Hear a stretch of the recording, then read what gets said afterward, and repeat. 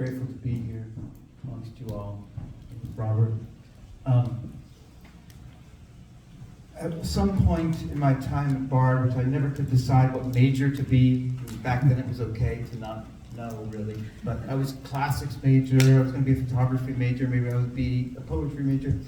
And Robert once described to me this Greek word kairos, sort of the right moment.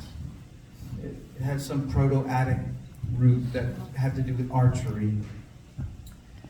And he told me that, I don't remember when he told me it, but I learned about kairos from Robert the very first day of freshman poetry workshop.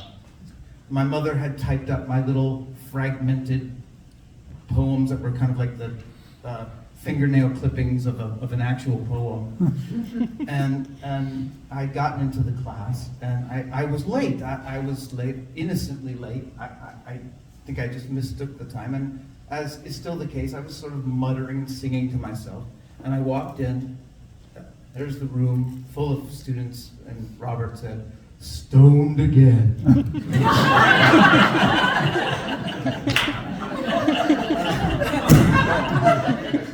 And the timing of it was so perfect, right? It was just the right word in the right place. And I learned more about poetry from that than anything else.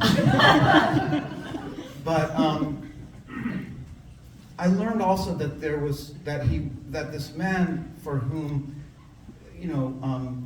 largeness, so depth were always attached to him, had this lightness of touch, this humor that would permeate everything. And I knew, as someone I knew that I was in the tribe of the funny, that I was at home here.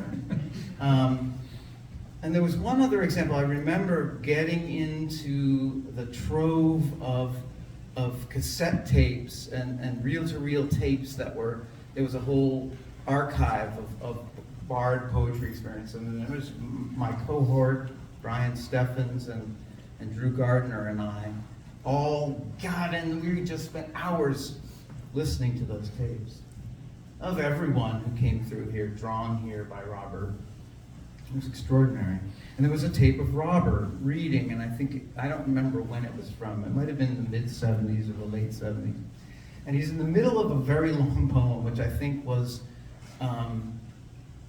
about watching a colleague's slideshow. Nainital, I think it was called. I don't think it ever appeared in a book. And we all know what it's like to watch a colleague's slideshow of their vacation. Robert wrote like a 20-page poem about it. Instead of in the middle of this poem, you can hear the cassette tape that's recording it click off, and then flip over, and you hear a as play and record are pressed down. And at that moment, Robert goes, "And that's how you make gold."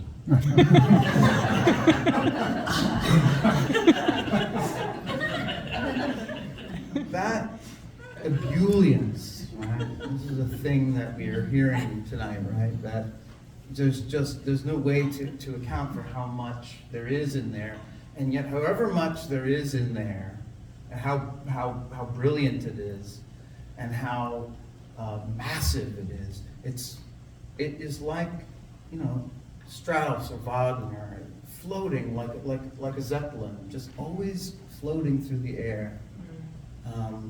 Such an inspiration. Thanks, Robert.